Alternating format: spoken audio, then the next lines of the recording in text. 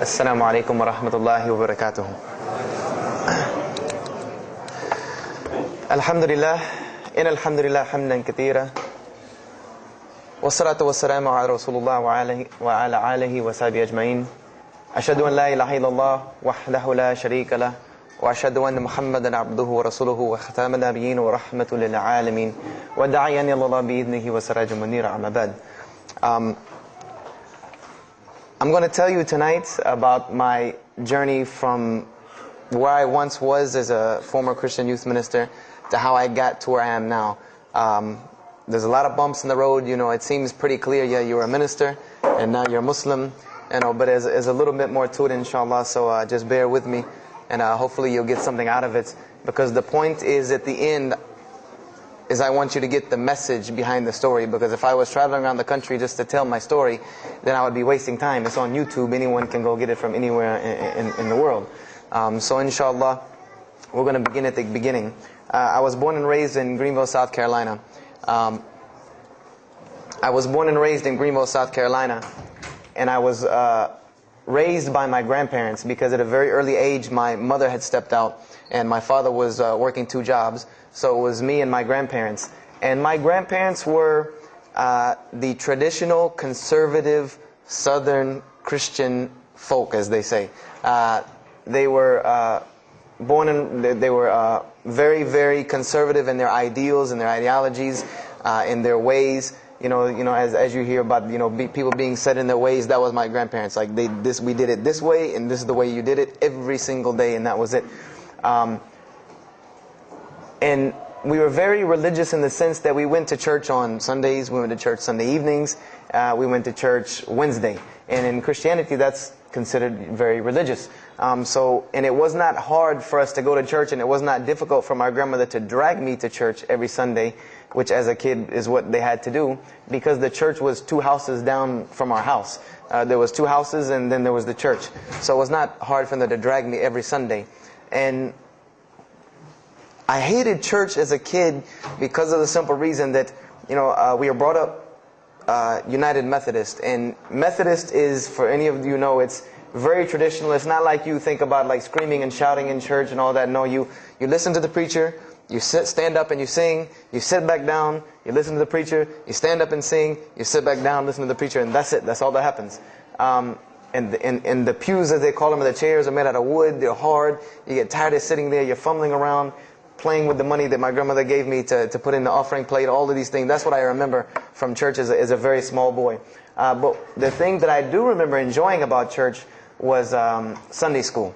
Sunday school is what I got enjoyment from, because went to Sunday school, you painted pictures, of like Noah building the ark. You painted, all these pictures of Moses splitting the Red Sea. You learned the stories of Moses freeing the children of Israel from Egypt. You learn the story about him splitting the Red Sea. You learn the story about Noah and the ark. You learn the story about David and Goliath. You learn all these beautiful stories in Sunday school. So this was basically, as coming up, this is what I knew about Christianity, was the stories that I learned in Sunday school, because I never listened to the preacher during regular service. So that was the only thing I knew about Christianity. So coming up, this was how it was. It was just the norm. And the conservatism in my house, just to give you an example, and about the level of conservatism, is, let's talk about gender issues. Let's say when I became 12, 13, 14, and I started to actually, notice females, and I actually didn't think they had diseases and wanted to run away from them every time I saw them. Let's say I wanted to have a girl over or something of this nature. It was so serious to my grandmother that I had to make an appointment with her, let her know this girl was coming to my house. We had to sit in the formal living room, which in the South, I don't know how it is here, but you have the dining room, then you have the formal living room with all the nice stuff that you don't go in unless there's company over. And my grandmother either had to be sitting in the same room with us or in the kitchen where she could see directly in the room. I mean, this is just how it was in my house. This is how my grandmother and grandfather were. They were very stern. They were very loving, but there were rules, and those rules were the way they were, and they did not change. So this was my upbringing. And I would say at about the age of 12, 13, 14, more along the age 13, 14, I started going to the Saturday evening youth services at my church that were for 12 and up.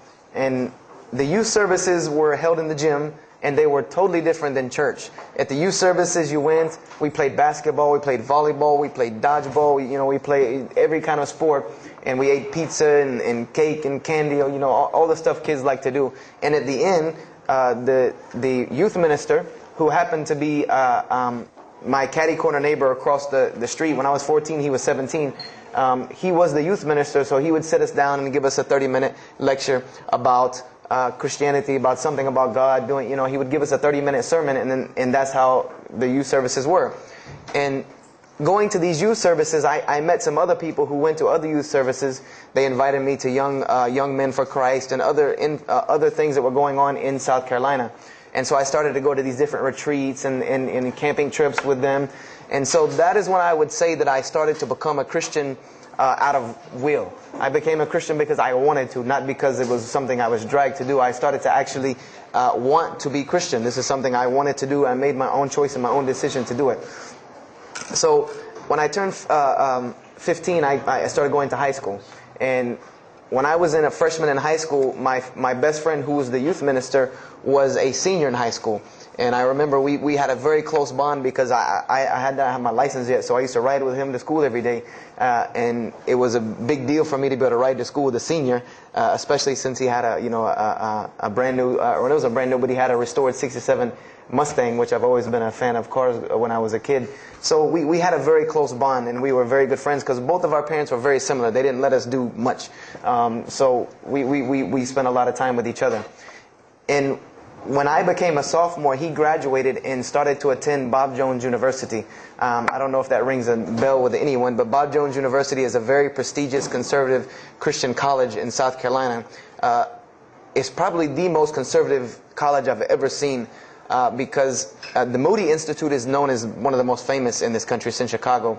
But Bob Jones is conservative to the point to where when it comes to men and women, like men and women are not allowed to get caught talking to each other in a room alone if they're not married, holding hands on campus. The men had to wear button-up shirts or polo shirts tucked in with slacks or jeans. The women had to wear skirts. No jeans, skirts that came down to the ankle, and a shirt that came to the wrist. And this was part of the guidelines for Bob Jones University. You didn't party, you didn't drink, there was none of this that happened at Bob Jones University. And he started going there, and his major was textual criticism. And textual criticism probably doesn't ring a bell with anyone, and to explain it in detail would probably take another entire lecture. But just to give you a brief synopsis of what is textual criticism. A textual critic takes the ancient manuscripts of the Bible, the pieces of parchment that were found all over the world, and he has to learn Hebrew, Greek, Aramaic, Latin, these languages that these parchments have been found in. And he has to take these scriptures and try to find out where they came from, why there are variations in the many different versions of the same parchment. Let's say you have Matthew chapter 1 from the Bible. There might be 5,000 different variant readings of Matthew chapter 1 in 6 languages. And so he has to be able to take all these and sift through them, try to find out why there's so many variations of the readings, and then determine which one is the original. And that's not as easy a task as it seems. You could figure, which one ever the oldest is probably more original, which is not the case since there are no originals.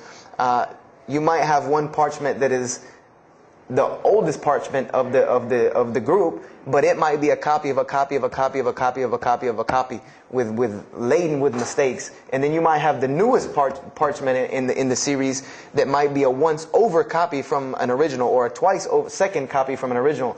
Therefore, it would make the newer parchment more original than the older one. So it's not a very easy field to go into.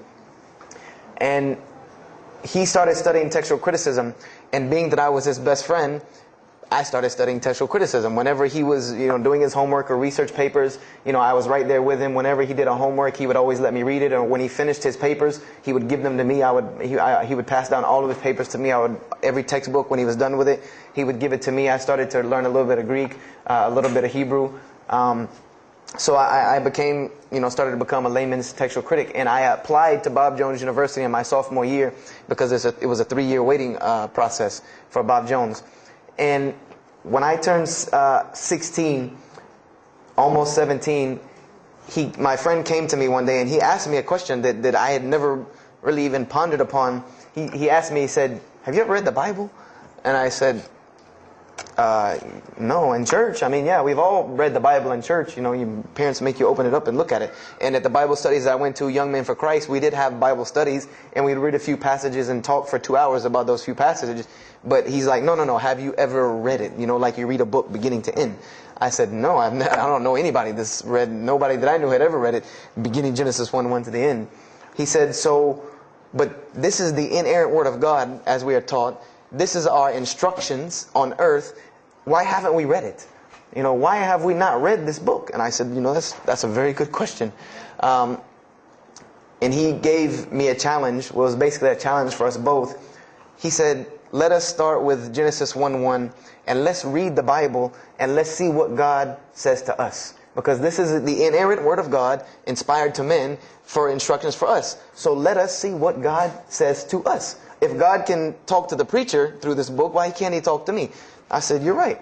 I said, that's very good. I had a lot of time on my hands. I wasn't really allowed to do much anyway after school. So I said, why not? Let's read the Bible.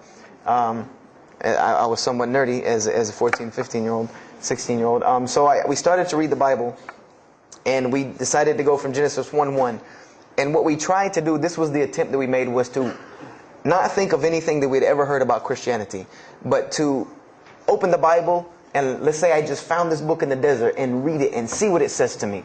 Let it talk to us. So we started Genesis 1:1 and we started reading through the Bible. You know, we did some of it together and most of it I did by myself because I'm a very, very quick reader, so I decided to read a lot on my own. And as I was reading through the Bible, I started to notice the stories that I had heard in Sunday school. You know, you start reading Genesis, you read about Adam and Eve, we all know that story. You started reading about Deuteronomy, Exodus, you know, the stories of Moses, the story of Noah, the story of Lot and Abraham, and all these stories that I know. But I was surprisingly and astonishingly shocked by some of the stories that I read about these same people that I learned about in Sunday school. Just for instance, and this is a big testament to why Allah kept sending us prophets and why Islam was sent as a complete and perfected deen with the Quran. If you read about Noah in the Bible, there is the story about Noah saving humanity from the flood with an ark and all of that. There is this in the Bible. There's another aspect to the story of Noah that not many people know about unless they actually take time to open a Bible. This will not be preached from any pulpit anywhere. Is that the Bible says that Noah was an alcoholic. This is the Bible's portrayal of Noah, or Nuh alayhi salam, that he was an alcoholic, he was a drunkard. This is the word used in the Bible, that he was a man given to alcohol. And I'm a psychology major, and my field of specialty is mental illnesses, and alcoholism is one of those, is a mental illness. And I know from seeing alcoholism's effect on one of my close friends' parents, I know that someone who is truly addicted to alcohol, and if Noah lived for so long addicted to alcohol, he was seriously addicted to alcohol. It is hard for someone addicted to alcohol to hold down a 9-to-5 job working at McDonald's flipping hamburgers, much less construct an ark to save humanity from a flood that's never happened. So that stopped me for a moment in my tracks, and I said, Noah was an alcoholic, you know, and it bothered me for a minute because I said, you know, things started popping in my mind like, if Noah was a drunkard, how did he know God was talking to him? Because, you know, I've seen some people, they're alcoholics, you know, you were just asleep in my dog's food bowl the other night drooling, and now you're telling me you were talking to God last night. You know, you know, to rationally, that would not make sense to me. That's like, you know, an alcoholic on the street coming to you and tell you God's talking to him. You know, he has no, this would give this man no validity. This man has no validity with anyone. So I didn't pay it too much attention. It caught me, but I said, you know what? I'm going to keep going, because there's one thing that you don't do in Christianity, and I'll tell you what it is in a minute when I started doing it. Then I came across the story of Lot, or Lut alayhi salam. And we all know the story of Sodom and Gomorrah in these stories, but there's another very twisted story in the Bible about Lot and his daughters. There's a story of Lot and his daughters in the Bible that says his daughters got him drunk one night and seduced him and committed incest with him. A'udhu billah. This is the Bible. This is one of the Bible portrayals of the prophets of God. The person who saved his family from Sodom and Gomorrah. This is the story that is in the Bible. So I'm catching myself again, like, how this is becoming a really bad habit that I'm seeing. This is becoming a bad recurrence that I'm seeing over and over again in this Bible. So, after that I started, speeding through some of the other mumbo jumbo to get to more of these prophet stories. And I got to the story, there are others, and there are some stories in the Bible that are not PG rated, period. They're not rated for talking anywhere. You would need an 18 and up ID card to be able for me to even tell you these stories. So the one that intrigued me, that caught my attention the most, was of my most beloved story in the Bible, and that was of David and Goliath. That was my most intriguing story to me, because not only was, it said that in the Bible that David was a very small man and Goliath was a very big man, and that was appealing to me because I've always been very short, and as a kid I was really short. So, I said this was a very beautiful story to me, just in its prose and in its concept of overcoming. And so I started to read about David. And there are very beautiful stories about David in the Bible. There are indeed. But there is one story about David in the Bible that shocked me to my core. And it's a story about three people. There's three people in this drama: David, Bathsheba, and Uriah. And it says that David saw this woman named Bathsheba. And she was one of the most beautiful women of her time. And she happened to be married to one of the commanders of his army named Uriah. But David on this day decided that he was not able to resist his temptation to be with this woman Bathsheba, so he did. And he committed adultery with her. And knowing that he did this, the way that he decided to cover it up was he sent a letter to the generals of his army saying that when the battle was fierce, for everyone to pull back and abandon Uriah, so that he would be killed, and when he dies, then he could have Bathsheba, no harm, no foul. So David went from being the slayer of Goliath, the hero from man, to an adulterer, a plotter, and a murderer. And so this is when I really caught myself and said, hold on now. Something's wrong here. Something's got to give. I said, because to me, God's prophets in my mind were people of example. People who I could follow as an example. Someone who was supposed to be the best of us, so that we could follow them and emulate them. And they're turning out to be worse than some of the people that you see on America's Most Wanted. David is somebody that, if I only knew this about him from the Bible, I see him coming down the street, I'm going the other way and calling 911, because he has to have a warrant out on him for something. This is what I'm thinking in my mind. This man is not an honorable man at all. He killed Goliath, yeah, but he killed this other guy named Uriah to be able to commit adultery with his wife. So I committed the cardinal sin in Christianity. I started asking questions. This is the one thing you do not do in Christianity, is you don't ask questions, especially not about issues like this. So I went to my pastor and I started asking questions. What's going on here?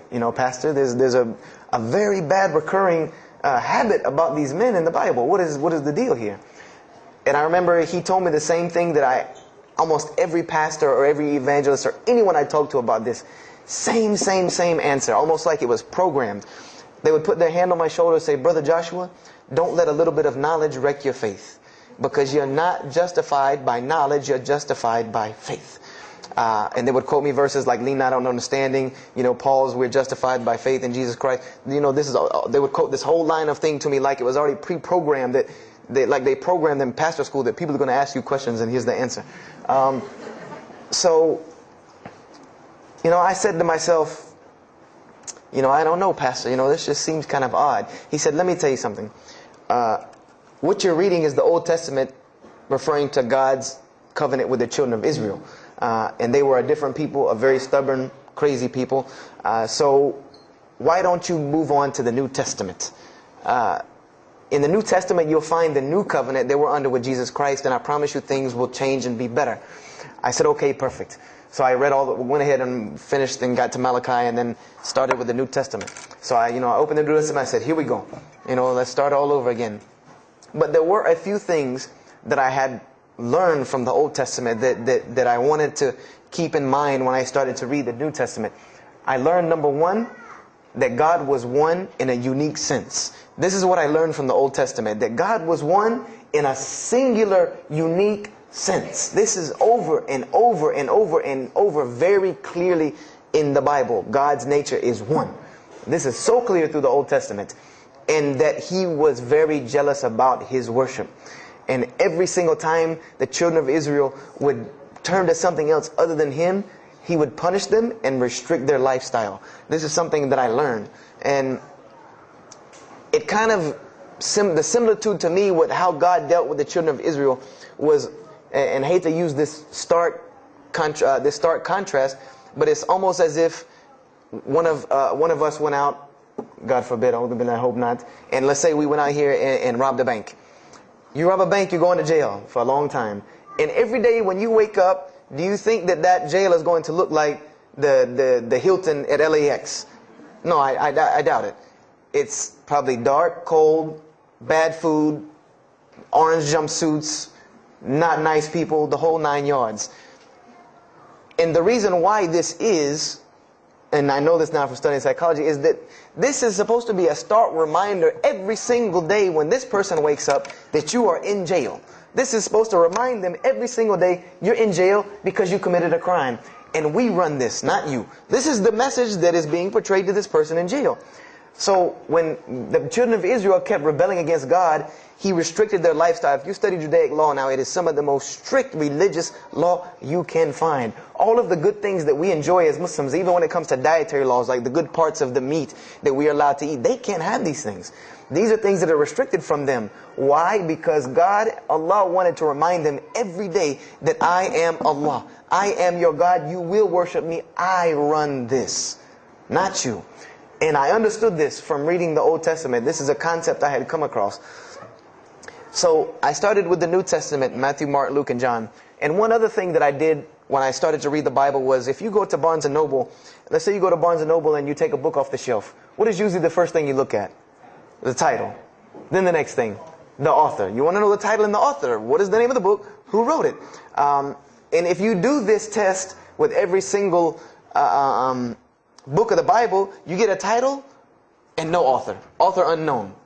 Or author is appears to be so-and-so. Or we derive that so-and-so possibly written this. Like let's just say for Exodus, they say Moses wrote Exodus. Which if you read some of Exodus, he couldn't have written all of Exodus because the last part of Exodus is Moses' death, burial, and Joshua taking over the children of Israel. And now, unless Moses was a sure indeed prophet that was able to write things after he died, then he did not write these things. And so when you go to Matthew, Mark, Luke, and John, I wanted to know Matthew who, Mark who, Luke who, John who, because it's called the Gospel according to Matthew. The bad thing is that no one knows. No one knows because no one pinned their name down to these things. No Bible scholar in his right mind will tell you that we know for sure Matthew so-and-so wrote this, Mark so-and-so wrote this, Luke so-and-so wrote this, John so-and-so wrote this. It's factual information that we do not know who wrote these. So I was intrigued. I'm like, that doesn't, why would somebody write this book that's supposed to be passed down over generations and people are supposed to, this is the inspired word of God to guide mankind, and nobody decided to pin down who wrote it. But anyway, I started to read it, and I started to notice things about the teachings of Jesus Christ. And they were not what I had learned in church. When Jesus spoke, He spoke of the nature of God. And when He spoke of the nature of God, it was the same nature of God that I found in the Old Testament. Jesus said many times that God is one. God is unique. He would even quote from the Hebrew Scriptures. Hear, O Israel, the Lord your God is but one. When He was asked, what is the greatest commandment? Or He was asked the greatest commandment. He said the greatest commandment, and every Muslim should understand these two concepts. This should be nothing new to you. The greatest commandment is to love the Lord your God with all your heart, with all your might, with all your strength, and then to love your neighbor as you love yourself. He said the rest hang on these two, which we know in Islam we have rights of the Creator and rights of the creation. So this was the concept that He was teaching. And he even said in 1 John 5:17, and this was more clear to me than anything else can be. This is life eternal, that they may know you, the only true God, and Jesus Christ, whom you have sent. And when you look at that in the Greek and the Aramaic, it is almost exactly to a T of La ilaha illallah Muhammad Rasulullah. Now that I know Arabic and have understood that, very same similar statements. Yes, indeed, there were some implicit statements about that you could implicitly, if you took them and separated them from everything else, you could maybe derive that Jesus was trying to claim some divinity or something for himself. But I also know from doing psychology, and I did a little bit of law too, that an implicit statement cannot override an explicit statement. An explicit statement always takes precedence. So if Jesus said God is one, and he allegorically may have alluded to God being more than one, then the clear statement overrides that each and every single time. So this is what I found through the New Testament. And I also found that Jesus taught salvation. But his salvation that he taught was obeying God and following the commandments. This was his mode of salvation. One man asked him, "Good master, tell me how I can inherit the eternal life." He said, "Follow the commandments." Follow the commandments. He even, in Matthew, was so sincere about it. He said, "Whosoever shall follow the least of these commandments and teach men to do so shall be called the greatest in the kingdom of heaven. But whosoever shall break the least of these commandments and teach men to do so shall be called the least in the kingdom of heaven." So this I understood very clearly, that Jesus taught the same nature of God that was in the Old Testament. He taught that the salvation lied in worshiping God and following the commandments. This I understood. Matthew, Mark, Luke, and John were very clear about this. You know, there were other things, the only begotten Son, you know, but these things were not in red letter, so I did not give them as much weight as what I did to the actual words that Jesus Christ was saying out of his own mouth. So I read Matthew, Mark, Luke, and John. All of it was saying the same to me. I said, and I was thinking to myself, this is not what I was taught about Christianity. You know, you're taught that God is 1 in 3, 3 in 1. You know, 1, 1, 1 equals 3. You know, Father, Son, Holy Spirit. Jesus died on your cross to forgive your sin. You know, and there was another thing that I noticed from the Old Testament, and this is a beautiful lesson to Muslims, because you're asked this all the time, especially when it comes to dawah. And I never put 2 and 2 together until I learned Islam and then read the Bible one more time. Is I wanted to know why the Jews wanted to crucify Jesus so bad. Why so bad? They could have just mobbed him anywhere and killed him on the street. It's not like he had clans like the Arabs that would have come and backed him up. I said, why didn't they just kill him? You know, why were they so strict and sincere to tell Pontius Pilate, you got to kill him and you need to sanction it? We can't do it, but you need to sanction it to kill him. And now I understand it. Was that Jesus had a mission, and that mission was to share God with the world. And Paul even kind of tells on himself in his book of Galatians as to why Jesus was meant to be crucified, or the Jews wanted to crucify him. Paul said that the crucifixion is the stumbling block for the Jews. And he explained in Galatians that Jesus Christ, and this is how he tried to roundabout explain it, was cursed for us, to remove us from the curse of Allah by taking this curse upon us. For it is written, and he quoted the Old Testament, everything that hangeth on a tree is cursed. So I went back and studied the Old Testament and Judaic law, and I realized that people who were crucified, that was considered a curse upon them. You had to do something pretty serious to get crucifixion, because it was considered a curse from God. It was part of their law that when someone is crucified, that person is cursed. So wherever they buried these criminals, like in the graveyards in Israel, in Jerusalem, in Palestine, where they buried these criminals that were crucified, this was considered cursed ground. This was considered ground that you didn't go on, and you did nothing here, because these people are cursed by God. So I started to put 2 and 2 together. That it's not that they wanted to kill Jesus, because they could have just killed him. They wanted to disprove who he was. This was their point, was to disprove who this man was. He said he's the Messiah. They wanted to disprove it. And they knew, if you can crucify Jesus, he can't be the Messiah. He cannot be our Messiah if you can crucify him. And even if he is, if we can still force our crucifixion on him, then that'll detriment his message. So they understood this and knew this, and this is why they wanted to crucify him. And this is exactly why Allah saved him from it. Because everyone asks you, why did Allah save him from the crucifixion? Because you cannot crucify. That was part of his law that he came to fulfill, that he could not be cursed according to this law. He said, I have come to fulfill the law. To fulfill it. Therefore, he couldn't be cursed according to it. And this is why he went to the Garden of Gethsemane and asked God to remove this from him, because he knew how detrimental this was to his message of crucifixion. So I began to see all of these things. So I started to read. I got to the book of Acts and started to read the writings of Paul the Apostle. And things went from this to this. It went from one way to another way. It went completely flipped, turned around. The entire teachings went from obeying God, worshiping God, following the law, to worshiping Jesus Christ and abolishing the law completely. Paul even wrote to the Galatians, "Oh, you foolish Galatians, why are you still following this cursed law?" Jesus Christ came as a curse to remove us from the affliction of this curse. So I said to myself, but Jesus just said a few books before this that whosoever shall break the least of these commandments and teach men to do so shall be the least in the kingdom of heaven. And here you go, Paul preaching this gospel to abolish the law. So I even asked, what is going on here? So I started asking my pastor, and my pastor said, now you're getting into deep water. You know, now you're starting to question the New Testament. You really have some issues. You know, they even thought that I might be, you know, possessed and all kinds of things. So I had a very big conflict going on inside of me, and my friend took me to his textual critic teacher, his professor.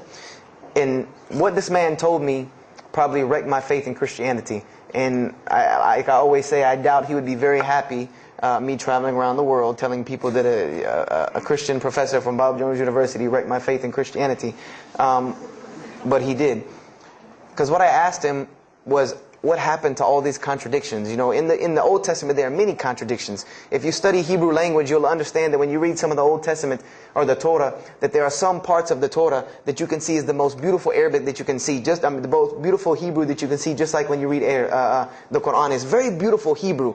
And then 2 chapters later, you'll see Hebrew that looks like a broken 3-year-old who is trying to scribble some Hebrew down. It looks very colloquial, very dialectic. You can tell it's not the same person speaking. So I went and asked him about all this stuff I saw. And he told me, he said, what you have is a book written by men over centuries and centuries and eons and eons. And he says, and this book started as an original that was copied and copied and copied, and somebody added a mistake, and somebody came behind him and corrected that mistake and added 2 of his own. Someone came and copied it and skipped a line and added a line where it wasn't supposed to be.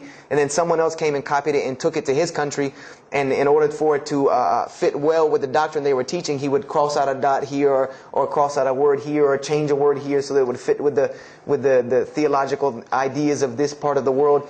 And he said, and after all these years, you have a book now that is compiled from all of this, written by the hands of men that still have men's fingerprints left on it. And that's what you have. You have an imperfect book that is only perfected through faith. This is exactly what he told me, that this book is perfected through faith. You cannot perfect it textually. It's not a textually perfect book. Those who believe in it by faith. And so I said, here we go again with this faith thing. You know, I said, God gave me a brain for a reason. If he did not want me to use it, he would remove this reason and logic part of my brain out and replace it with more faith. So, you know, and I was of the opinion, you know, as the saying goes, my grandmother didn't raise a fool. I'm no fool. You know, I said, I can't believe in this. You know, I mean, this book I've been taught is the inerrant word of God, and you're just telling me that it's a book of errors that's only perfect through faith. That's like me taking a 1982 Datsun all beat up and say, if you believe, it can be a Mercedes. If you believe. You know, that would make no sense. You can't take a car to the car dealership and say that. No, if you really believe it, if you look at it right, it's a Mercedes. So I said, no, you know, this is a book full of errors. And God's religion is perfect. If God has a religion, it's perfect. If he has a book, it has to be perfect because he is perfect. So I left Christianity completely. And I decided that I was, I had learned some concepts from the Bible. God was one. You couldn't fool me of that. I had also concepted that there should be nobody standing between me and God, because He created me without permission from anyone. Therefore, I don't need to be taking permission from someone to go to Him. If I had to be forgiven for something, it should come from Him, because on the day of judgment, it's going to be me and Him alone. And I didn't know about God's prophets yet. I had my doubts and persuasions about that. So I decided to start searching other religions. I went back to Judaism. I studied Judaism. I found the same thing that Jesus taught about two spiritual Jews that leave the law, and Jews that were so caught up in the law that they left no room for spirituality. I studied Buddhism, Hinduism, Taoism, Confucianism, Wiccan, Bushido.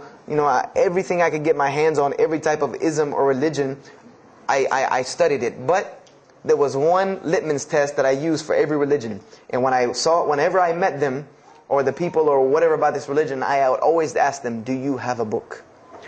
Do you have a book? Because another thing I had come to the conclusion of is that if your religion is true, you should be able to tangibly hand me something and show me that this religion is true. Give me something that I can see. I don't want to hear that faith stuff anymore. I heard that all my life, and look where it got me. It got me thinking I'm driving a Mercedes running around in a 1982 beat-up Datsun. I said, no, you have to show me. And so I read the Bhagavad Gita, I read the Torah, I read the Scrolls of Tao, I read the Code of the Bushido, I read the Wiccan Book of Spirits and Spells and all that other magic stuff they have. And I read all of these things, and I found something very congruent with all of it, was that there were very same philosophies and teachings in all of these major religious books. They all talked about God and His nature. Most of them alluded to the fact that God is one, and that God sends messengers to us and people to us to teach us. But they were filled with a whole bunch of garbage, to be honest with you, that I couldn't logically, rationally believe. So at about the age of 17, just about the time, about 17 and a half, I gave up my search for God.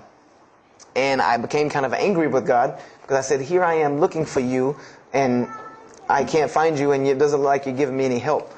And I don't know how many of you know, but for a 17-year-old that is frustrated with God and the world, there's a lot of trouble he can get into. There's a lot of things he can do to put himself in predicaments when he's frustrated the world and had come to the conception that, if there's a God that exists, then He doesn't really care about me. That's a kind of a dangerous young man. So I started doing the whole partying in trouble, going to parties, drinking underage, all of this stuff I started doing. I'm a perfectionist at heart. So when I was a Christian, I tried to be the best one I could. If I was going to switch to being any other religion, then I was going to do that 100%. So you better believe when I went after the dunya, I did that 100%. And I was a martial artist since I was 15 years old, and even though it was only 2 years, 2 years at 17, you think you're Bruce Lee. So I got into a lot of fights. Got kicked out of school, had to go to another school, got in one fight, got arrested for a fight, and there were a couple incidences that stopped this downward spiral, because I was on a very, very quick downward spiral and I believe if I would have continued on that downward spiral, I would probably end up hurting someone, killing someone, or them hurting or killing me. And there were two incidents that brought that to an abrupt stop, like pulling the emergency brake. And the first one was a car accident that I was in. My friend and I were on the way back from Clemson University from a frat party, and we were driving up 385 in South Carolina, and we were both highly intoxicated. And I decided that night that he was driving, I decided to put my seatbelt on for the only reason that I kept falling over when I fell asleep without the seatbelt on, because I didn't really believe in the seatbelt thing, because I said if I'm going to die, I'm going to die. That was the conception that I come up with, that if it's time for me to die, it's time for me to die. I didn't believe in the whole tie your camel thing. So I put on my seatbelt, and I fell asleep. And the next thing I know, I remember waking up with the car shaking. And I woke up to grab my friend, because I thought maybe he had fallen asleep. But when I woke up, the only thing I saw was the tree line and then the pavement coming right at my face. And the window smashing and the car flipping, the whole 9 yards. And us landing in a ditch. And I remember getting out of the car. That was the first thing I thought. you know, number one, I couldn't believe that, you know, you don't really think about, oh, you're alive. No, you just move. I jumped out of the car and realized that I had jumped out of the back of the car that wasn't there anymore. It was still in the median on the other side of the highway, and the front part of the car was over in the ditch. And I drug my friend out, who was knocked unconscious, and pulled him over to the side of the road. I had no injuries. I looked at myself trying to find what's missing, and there was nothing but a piece of glass stuck in my arm that I pulled out. And it just so happened that a state trooper was passing the other way, because he turned around and came back. And when he came back, he asked what had happened. And the first thing he asked me was, did you see what happened? Because there was other people who would pull over, so I guess he thought that I was a bystander, because I started to walk towards him. He's like, did you see what happened? You know, where are the people? I said, yeah, I really saw what happened. I was in the car. You know, and he was like, you know, as they say, like the color drained out of his face, because he was shocked. He said, how were you in that car? You know, and of course they took it to the hospital. My friend got arrested, DUI. But before he put us in the ambulance, he was a man of God, because he looked at me and he told me, he said, young man, you better realize that you're on this earth tonight for a purpose. The only reason you're still alive is that God has a purpose for you. If not, you don't live through things like that. People without purpose, if you didn't have a purpose, then this night would have been your night. So you need to realize that. I said, this old man's out of his mind. You know, if God had been looking for me, he had the opportunity to get me a long time ago. So don't tell me about that God stuff now. So I paid it no attention. And about a month later, 3-4 weeks later, my friend and I, same two, he's on crutches still, we decided to go to New York City. We decided to just take off, drive to New York City. We didn't tell our parents where we were going. I said I was sleeping in his house. He said he was sleeping in my house for the weekend. So we drove to New York. And in New York, I remember going to the ATM to get some money. And in New York, they have these ATMs where you have to go in the little glass room to get your money at ATM. I don't know if they have that here or if any of you have been to New York. Now, alhamdulillah, you have to put your bank card in to go in there. But in 97, it was not like this. You went in, and it was almost like the game Mousetrap, because you go in, take out your money, criminal comes right in behind you. There's nowhere for you to go. You know, there's nowhere to run. So I went in, I took my money out of the ATM, and I heard the door open behind me. You know, so I turned around. You know, I thought somebody was coming in behind me, and there was a man who put a gun to my face. And he must have really, really, really, really needed this money, because he didn't ask me anything. He didn't say a single word. I just remember looking at the gun in my face and him pulling the trigger. And it was a revolver.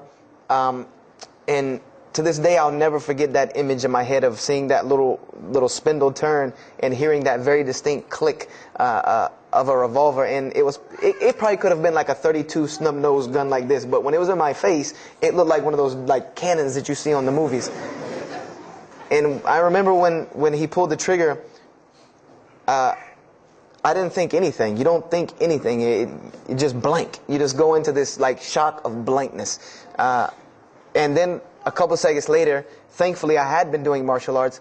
That might have helped me overcome the fight or flight syndrome, because all I could think was, go! You know, like myself kicking myself, like, what are you doing? Go! So I bum rushed him. We went flying. He went flying. Money went flying. Gun went flying. And I took off and went to the hotel and didn't say anything to anybody. We went back to South Carolina the next day. And I didn't say anything because we weren't supposed to be in New York. My grandfather would have killed me. If that guy didn't kill me, my grandfather would have took care of it. So I didn't say anything until about a month or two later. You know, I kept having nightmares about this same incident. I kept having night terrors from this incident. And so I told my grandmother about it. And she told me the same thing that the officer had told me. She said, you know, you have to realize that God has a purpose for your life. You're here for a reason. People don't go through the things that you've been through and still walking on this earth without a reason, and you're pushing the limit. This is what she told me. You're pushing the limit, really. God has something for you, and He wants you to get it, but you're pushing it. And she didn't tell me to go back to Christianity and study my Bible. The only thing she told me was that God hasn't gone anywhere. You just have not looked in the right place yet. And so I decided to put myself back together. You know, the car wreck, the gun thing, the getting arrested for fighting, like all of that, like really made me stop really quick and think, that I need to get my stuff together. So I became an agnostic, someone who I believed in God with no form of religion. I prayed to God on the floor on my hands and knees, because this is how all the books of God, this is how the Bible, the Torah, the New Testament, the Bhagavad Gita, all of these scriptures that I ever read, they said that this is how the men of God prayed. And it was during this time that I did read one book about Islam in the public library, because I had never heard of Islam ever. But I remember I was looking in the religious section in the library at school, and there was a book about Islam, and or it was in the library, the public library, and I remember it was some title like "Why I'm Not a Muslim," or some, one of these titles that was propagandistic against Islam, but I had no idea. So I just took the book and I read it, and I remember it said that Muslims, Moslems, and any of you knowing Arabic knows that's a very derogatory word. A Muslim is someone who oppresses someone else. That's a very quick sleight of the pen that was used in the past for a very real purpose. It said that Muslims were people who worshipped a moon god named Allah, who lived in a box in the desert in Saudi Arabia, and they were oppressive to women. I remember there was a whole chapter about how they could have 4 wives and as many as they want, actually, because they could marry 2, divorce 1, get 3 more. This whole, and it said that I remember the one thing that really caught my attention was the whole chapter on jihad, where it said that Muslims were allowed to kill non-Muslims at any time, at any place, without discretion, and it was an honorable act, and not only would they go to heaven before it, but they would get 70 virgins on the way. So I closed the book on Islam, put it back on the shelf, and marked off Islam off my little list of religions, and said thanks but no thanks, and if I ever see a Muslim, I am out. And I said I'm pretty safe in Greenville, South Carolina. I had never seen a Muslim ever. So I said, I don't have to worry about running into no Muslims, thank God. So, I started, just worshiping. I tried to just be a good person, pray to God, ask Him for guidance, try to be a genuinely good person. And I remember what changed is when I met a Muslim. I met a Muslim who I had met a couple of times at school. We had went to school together, and I knew him, but I never knew that he was Muslim. And there's a couple of reasons why I never known he was Muslim. Because he was African American, number one, and the book said that Muslims were Arabs. And number two, I didn't know, I thought Muslims ran around, marrying as many women as they want and killing non-Muslims. I didn't know that they could also be part-time drug dealers. So I never knew that this guy was Muslim. I didn't put 2 and 2 together. So we were at his house one day, and me and my other friend, the one that I got into a lot of trouble with, I'm trying to keep him out of trouble now. We were at his house, and we were debating something about religion. I forget what even the topic was, but you had 2 teenagers thinking they know everything. And I was trying to explain something to him about the Bible. And that guy came in and was listening. He said, "Have you ever heard of Islam?" I said, "Yes, I've heard all about Islam." He was like, "Okay, so what do you think of it?" I said, "What do you mean what I think of it? That's probably the worst religion I've ever seen on the face of the planet." He's like, "Why?" And he's like, "I'm a Muslim." I was like, "Man, stop playing." You're an African American. He's like, "So?" I'm like, "The book said you guys were Arab. All the Muslims were Arabs." He was like, "What else did you read in the book?" And I told him. He was like, "Man, what in the, what have you been reading?" He's like, "You need to go to the mosque for Jummah." He's like, he told me, he said, "I'm not a good Muslim." This is what he said to me. He said, "I'm not a good Muslim. I'm not even going to try to front and say I'm a good Muslim." He said, "But I can guide you to some people that can tell you the real truth about Islam," because he knew about my story about wanting to find religion. And he said, "You need to go to the mosque for Jummah." And I said, What's Jummah?" He said, "It's just like church with no chairs." And I said, "I can do church with no chairs because in church the chairs were the worst part anyway." Because they had these hard benches that you sit on that are like this, and they're so hard. I said, "That's good. You sit on carpet? Wow, man, every church should be like that." And I said, where's the mosque? He said, it's on Wadehampton Boulevard. I said, where on Wadehampton Boulevard? I lived on Wadehampton Boulevard. I lived right off of Wadehampton Boulevard. He said, you know where Lee Road intersects with Wadehampton? I said, yeah, I live on the other side of that intersection. He said, it's right there. I said, no, it's not. There's nothing. There's a gas station or a church. He said, yeah, you know that church, the Evangelical Missionary Training Facility? I said, yeah, I used to take missionary classes there. He said, you know that building in the parking lot with the gold thing on top? I said, the gym? And he was like, no, that's the mosque. Because I had always thought it was the gym because it was in the same parking lot and it was just rectangular with 2 glass doors in the front. And you could literally walk in between the church and the masjid and touch them like this. Anyone doesn't believe me, go to Greenville, South Carolina, look at the masjid. You can almost touch both of them just like this. He said, yeah, it's right there. I said, I've never, at first I was shocked. Like, I've been living across the street from all these crazy Muslims all my life. I said, I never knew. And he told me to go to Jummah, and I asked him what time. He said he would meet me there at 1 o'clock in the afternoon on Friday. So I said, okay. I went on Friday. And I'm waiting outside for him. I'm not going inside. That's not happening. And I'm seeing all these people going in. And at this time, it was a predominantly Indo-Paki Arab masjid. Anyone who went in was not American, period. And I did not see even one African American going there. And I did see one. And then when he went in, I heard him talking in a dialect that I realized he was probably from Africa. So I said, he's not American. So I'm not going, I'm waiting, and I'm standing outside sitting on the church steps, and the imam pulls up and parks right in front of me, who I had no idea he was the imam.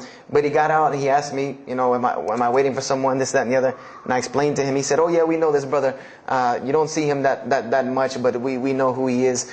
He said, I'm glad you came. He was a very, very nice, gentle young man. And he invited me into the mosque, and I kind of wanted to wait on my friend, but I didn't want, at the same time, I didn't want to tell this man I don't want to go in. So I went in, and they put me in the back and gave me a chair anyway. And I said, I came to sit on the floor. And they gave me a chair anyway, and all of these people are piled up in front of me. And there's no Americans here. And I'm starting to wonder, if this is a setup, because it's starting to smell like a setup to me. Because in my mind, I'm like, you've been set up before, and this seems kind of like this. So, and I'm starting to think in my head, scenarios, a young mind at play. I said, this other guy, my friend, he probably was in the same situation like me, and he probably made a deal with them to get out as long as he brought other Americans and tricked them into coming to the mosque so they could do their jihad after Jummah and get their 70 virgins. So I'm sitting here, and there's all these people in front of me, and then there's a curtain with all these people behind me making noise, and I have no idea who's back here. So I'm stuck in the middle of this. I hear that it's some women, but I don't, there's a curtain. I have no idea. So I'm like, there's something very odd about what's going on right here. I'm like, just let me make it. I'm starting to look for the exit. I'm like, calculating how many people are between me and the exit. I know some martial arts, so I said I'm going to hit a couple of them, and I'm out. And then the imam came, and I just now realized that he was the imam because he got up on the minbar, and they started to call the adhan. And, I said, okay, that man seemed nice. He seemed genuinely nice. So I felt a little more comfort. And then he got up after the adhan, and he started his khutbah. Inna alhamdulillah nahmaruhu wa I said, oh my God. I said, I bet you he's talking about me. And he's being forceful. He was getting loud and banging on the minbar, and he's pointing in my direction. I'm like, oh man, I got to get out of here really quick, I said, well, I'm going to take my chances with the women behind me. I'm going through the curtain. And then he started to, when he got done with his Arabic tirade, he started to explain it.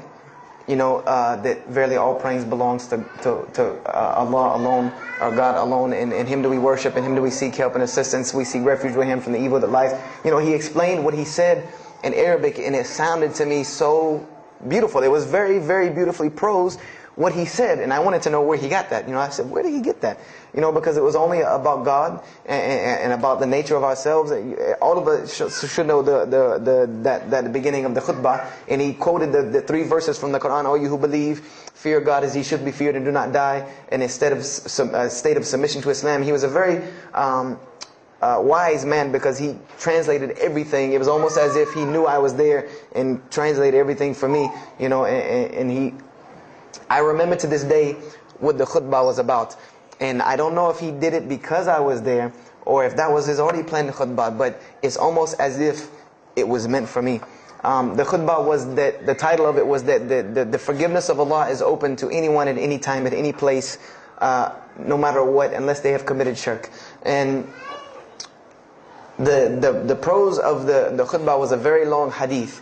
A very long hadith that some of you will know. And just to make it short, it was the hadith where the Rasulullah ﷺ met Angel Gabriel or Angel Jibreel, and Angel Jibreel was telling them to tell him that if the Muslims commit this certain sin, to tell them that Allah would forgive them. And every time he would tell the Muslims, they would say, okay, well then what about this sin? And he would go back and meet with Angel Jibreel, and he would go back and come back and say, tell them that Allah will forgive him for that. And this discourse happened, for many different sins. And then finally Angel Jibreel alayhi salam said, tell them that Allah has said, no matter what they do, even if their sins are compiled, like the oceans are from the east to the west, as long as they have not associated a partner with Allah, tell them that Allah will forgive them. And I remember he told me that, or he said that, that the door of repentance to God is open as long as you have not seen the angel of death or the sun hasn't risen from the west. I didn't really understand the sun risen from the west thing at that time. But, and he said that, God's forgiveness has to come from God alone. And this was the whole premise of his khutbah, was on forgiveness and tawbah. And I was saying to myself, these are all of the same concepts that I had formulated through reading the religious scriptures myself. And I'm asking myself, where did he get this stuff from? Where did he get all this? And he started using names like, he used the name Ibrahim alayhi salam, he used the name Musa, and I'm like, he translated it to Abraham and Moses. I'm like, where did he, where is he getting these? These are names from the Bible, I know these people. And so after the khutbah, they started lining up for the prayer. And I got apprehensive because everybody's getting up in front of me and blocking my exit from the door. And so I guess one guy in the back saw me, and because I had to move back a little bit, he said, we're about to pray. And I said, pray to who? And he said, to God. I said, which one? And he said, the one that created the heavens and earth. The same one that's in the Bible, the only creator of the heavens and earth, the only God. I said, yes, I know him. And so the Imam started to pray, and when he recited the Quran, I know it sounded very intriguing. I had no idea what it was. But then when I saw Muslims bow and prostrate on the floor, verses and verses of every religious book that I had ever read started ringing off in my head, that this was the way men of God prayed. And the first thing that I could think of in my mind was, this is worship. That's what I said to myself. This is not prayer, because prayers are asking God for something. These people are worshiping God. So I said to myself that you've written this religion off way too easily. I thought I was a much more open-minded person than that, and I was ashamed of myself that I had written it off with just one little book. I had put all this studies into the other religions. I read this one thing about Islam and was done. So I went to the Imam after Jummah. He talked to me, and I would have to say that I was probably a little bit rude with him. And I've asked him to forgive me. I saw him a few years later. I said, you got to forgive me for the first time you saw me. Because he started telling me, would you like to know a little bit more about, he had a very heavy accent, he was an Egyptian brother. Would you like to know a little bit more about Islam? He tried to give me some pamphlets. I said, no. I don't want any of this right here. I said, do you have a book? This is what I wanted to know. Do you have a book? Can you give me? He said, yes, we have a book. I said, it's called the Quran. I said, can I read it? Is it in English? Can I read it? He said, sure, you can read it. And then he tried to explain it to me a little bit, how it came by. I said, nah, just give me the book, because the book should speak for itself. So I took the Quran home, and on Friday night I started to read it, because this is a book I had never seen before. And I was very interested. So I went home and I opened the Quran, and I read the Fatiha. It seemed to me kind of like the Lord's Prayer. It was a little similar to what I found in the Bible. But then I started to read Surah Al-Baqarah. I started to read Surah Al-Imran. And I started to see names that I had seen before. I started to see names like Abraham, Moses, David, Jesus, Yahya, John the Baptist, Zechariah, Mary.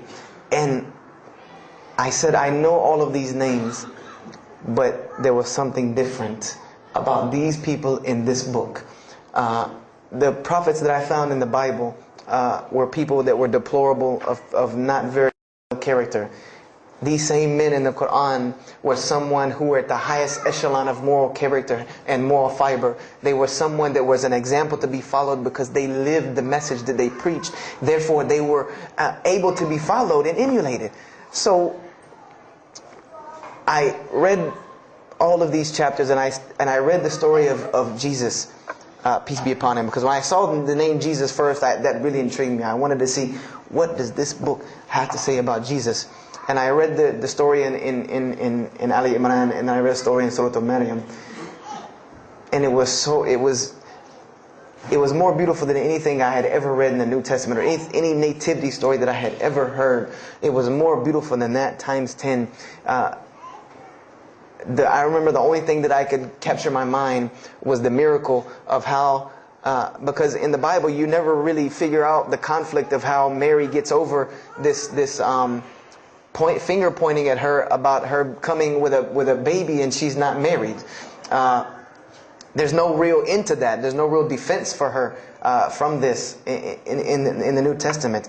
But the Quran is so explicit and so clear that Jesus' first miracle was to speak from the womb, to speak as a baby and defend the honor of his mother. Something that you cannot deny. Something that you cannot deny about her, who Mary was, when you have this baby speaking on her behalf. So I would say I read the Quran entirely in 3 days. But that first night, after I had made it through Surah Al-Imran, my heart was already given to this book. I didn't know what it meant to be a Muslim. I didn't know how to be a Muslim. I didn't even know what that meant. But I knew that whoever it was that followed this book, I wanted to be like these people. I wanted to be like the people that I read about in this book. These were people I could follow. These were prophets. This was a book of guidance. And this was something that the book is calling and appealing to me. That if you don't believe in this book, you never see that. I've never seen this in any other scripture. The direct challenges that are in the Quran, that if you don't believe this book is true, put it to the test. Put it to the test. And this was something that was so astounding to me, that God is telling you over and over again, if you don't believe this is the truth, test it. Bring me something else like it. Test it. Put it to test. If it was written, if there was more than, all of the analogies about God, everything was so logical, so rational, so reasonable in my mind that it was like 2 + 2 = 4, and that was it. There was no 1 + 1 + 1 = 3, egg, yolk, water, fight. There was none of that foolishness. The Quran was very direct and very straightforward in its teachings. So I gave my heart to Islam that night in my living room, reading the Quran, and I cried and cried, that I had been looking for the truth all this time, had searched all this way, and it was right across the street from my house. And so I went back on Monday to accept Islam and ask these Muslims where in the world they've been all this time. And I go ready to go in there and do my thing, and I go and the masjid is locked. And because they only came on Fridays and for Isha during that time, and I didn't know. So I said, okay, I guess I have to come back on Friday, because every time I passed by the masjid after that, it was always locked. So I came back on Friday and I took my shahada, and as they say, the rest is history. But I don't travel around the world, and this was in December of 1998. I don't travel around the country and the world telling my story, just for the entertainment value. Even though I've been told it does have some entertainment value, I don't tell it for that person for sure. If that was the only reason, then you could just get it off of YouTube and it was the same exact story. I'm going to finish with this, and I hope you can give me 10 more minutes, inshallah, to tell you why I go around telling my story. I tell my story to let everyone realize that there are millions and millions of people just like me. Just like me in 1998, searching for the truth, can't find a way out. There are millions of people. There are probably millions of people in California, hundreds and thousands, if not millions, right here in in Orange County and Los Angeles in the Southern California area, that want to know the truth, that are tired of hearing the same garbage preached to them over and over again, tired of this shaitan box telling them the same thing over and over again, tired of the world being in the condition that it's in, tired of their life being in the condition it's in. And we as Muslims have the solution to every single one of their problems. And guess where we keep it at? Right here inside the masjid. Right here inside the masjid, we have all of this truth. We have the solution to every problem in the world. You want to solve the world hunger? The problem of world hunger? Islam has the problem. You want to solve the problem of world poverty? Islam has the answer. You want to fix the economic situation of this country? Islam could fix it tomorrow. And this was in an op-ed piece in the Washington Post. In the Washington Post, there was an op-ed piece that the two markets that are falling apart in this country are investments and housing. And there are two people in this market that while the rest are bottoming it out, this market is steadily climbing. It's not getting rich overnight like people want to, but it is continually going up, and that is Islamic financing and Islamic housing markets. These two things are so steady and so strong that economists in DC are trying to figure out how they can take some of these Islamic principles, from these investing and housing firms, and plug them into this system to give it some stability, because they realize that you won't get rich overnight in the Islamic system, but it will be stable. It will be something that will give stability. So they are starting to find out that Islam has the answer and the solution to their problems. But we already know this.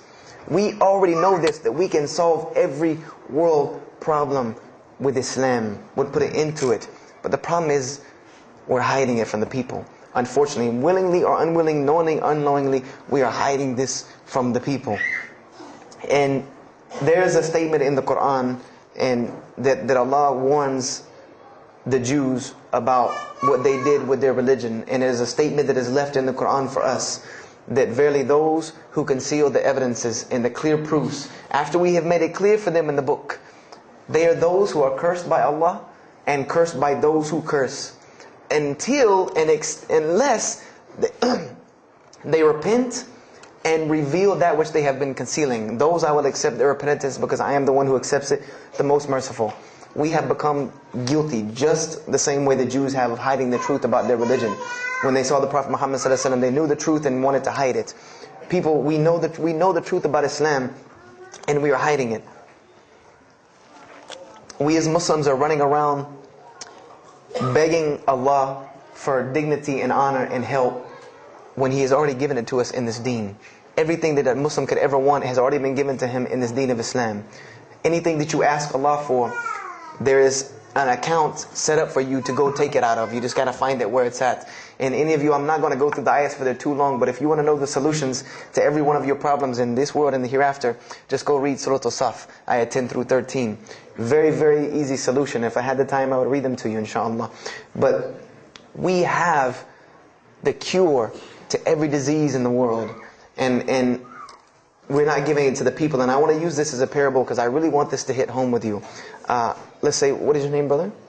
Abdullah, mashallah. Let's say me and Abdullah are best friends, we're brothers in deen, we're roommates, and we've been roommates for years and years and years. And let's say brother Abdullah has contracts an illness, a disease that is one of the most painful diseases that any human being can ever go through in his life, and it's not something that is going to kill him quick. Let's say this disease is going to suffer and fester with Abdullah and make him not be able to eat, sleep, nothing. He's just miserable all the time. When I come home in the evening, he's rolling around on the floor in pain. And let's say I know him in this condition, and let's say one day I come across the cure for his disease. Someone tells me that if you give this to Abdullah or anyone like him, he will be instantly cured and he will never suffer again. And let's say I take that and put it in my pocket, and I don't give it to Abdullah. Why? Why don't you give it to Abdullah? Well, number one, I'm way too busy. I have 2 jobs, going to school, I have a long commute back and forth, I gotta drive up and down the 405 every day. I don't have time to give Abdullah this medicine, man. If he wants the medicine, he'll go get it himself. I don't have time, I'm really busy. Number 2, I'm not a doctor. I should not be prescribing Abdullah medicine, and I'm not knowledgeable in medicine. He should, if he wants help, he should go see a doctor. I'm not a doctor. Number 3, Abdullah's, please forgive me, but Abdullah's kind of stubborn. He doesn't really listen very well. He probably, he's kind of set in his ways. So even if I tell him this medicine is good for him and it'll cure him, he probably wouldn't even take it anyway. So why waste my time? Do any of these excuses sound familiar? And let's say I don't give this medicine to Abdullah and he dies. And let's say he dies the most painful death that you can ever imagine. I want to ask you a kind of rhetorical question. I want to ask you kind of a rhetorical question.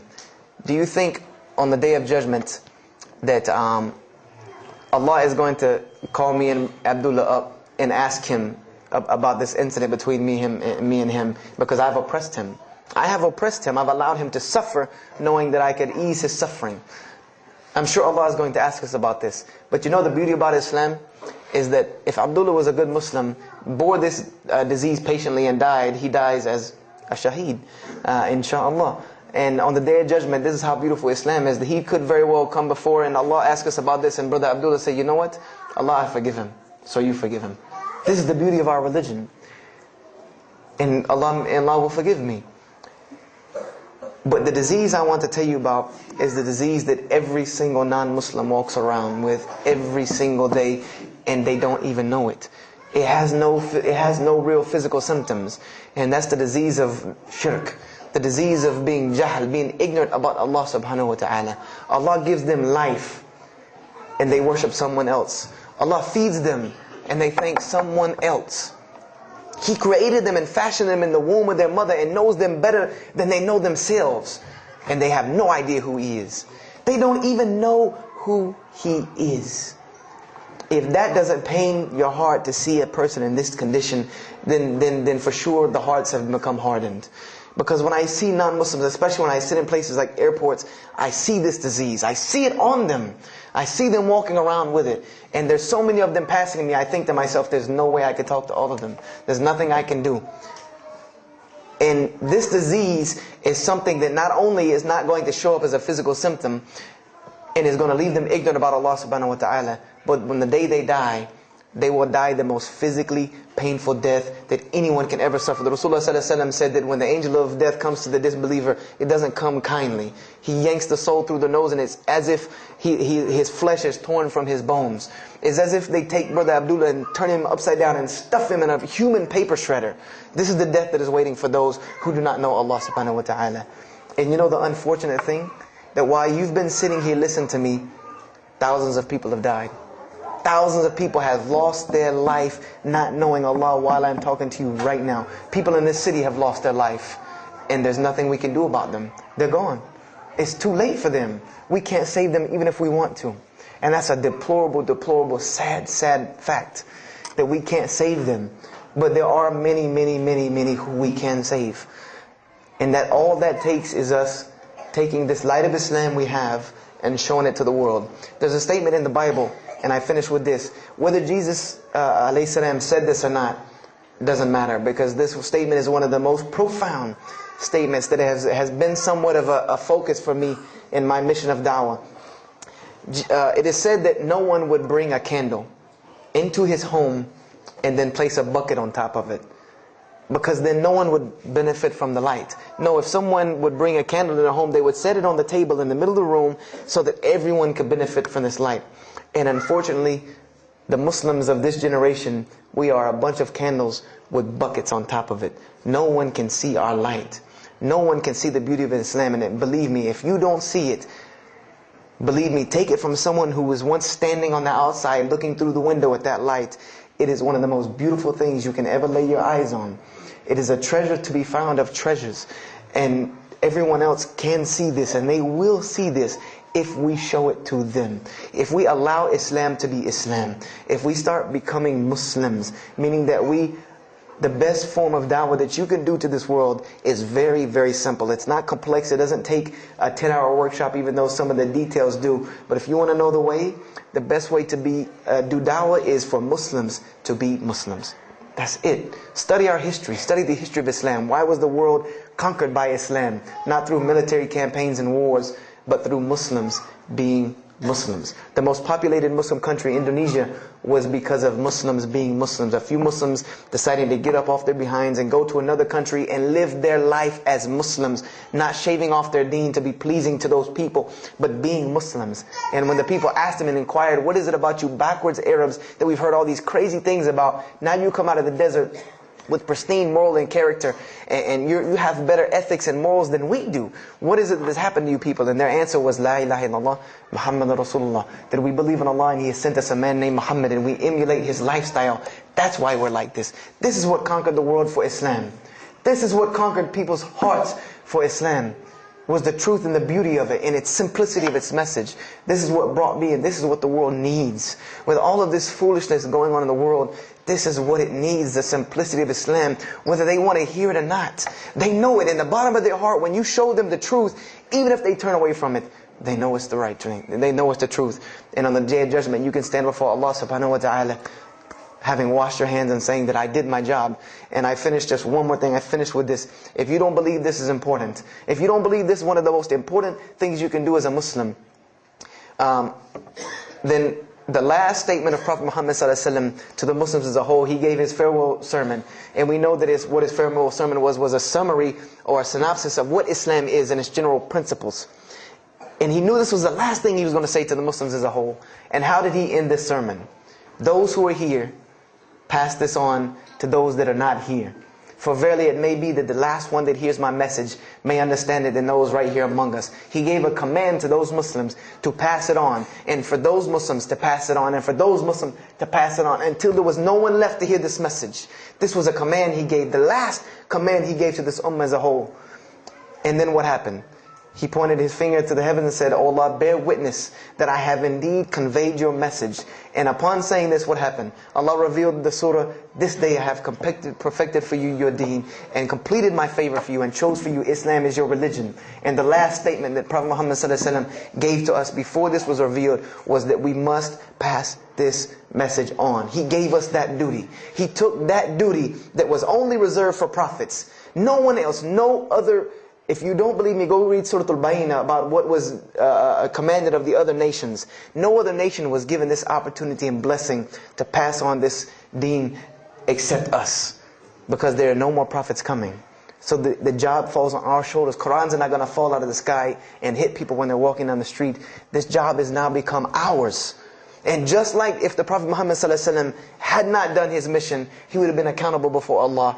If we do not do our job of spreading this message of Islam, we will stand before Allah on the Day of Judgment. Don't be the person standing before Allah on the Day of Judgment and your neighbor that you've known, your co-worker that you've known 10, 15, 20 years come and find you and tell you, you knew this day was coming. You knew this day was coming and what was going to happen to me, and you did not say anything to me. And those people will complain to Allah about us. They will complain to Allah about us. Because we have the truth right amongst them, and we're not giving it to them. We need to stop hiding it in our masjids, in our homes, in our hearts, and we need to give it to the people. It's beautiful, trust me. Just hand it to them. Just hand it to them. I promise you they'll take it, because it's something that is so pure and pristine. And now forgive me for probably going over my time, and if we have time, I want to leave some time for questions and answers. I will be outside to take any questions and answers. The only last thing I want to announce and let you brothers and sisters know is one of my biggest dawah projects is a DVD project that I do. And my goal is to put a DVD about Islam in the hands of every single person in the United States of America. Right now I'm working on Florida and I have other brothers working in other places because people will watch a DVD. We did studies on this, and people will watch media before they'll read a book or before they'll listen to an audio CD. And alhamdulillah, through these DVDs we've gotten, I would say, an average about 2 shahadas a month. Because my personal contact info is on the DVDs, and people watch them and they call me and I converse with them, and usually most of them accept Islam.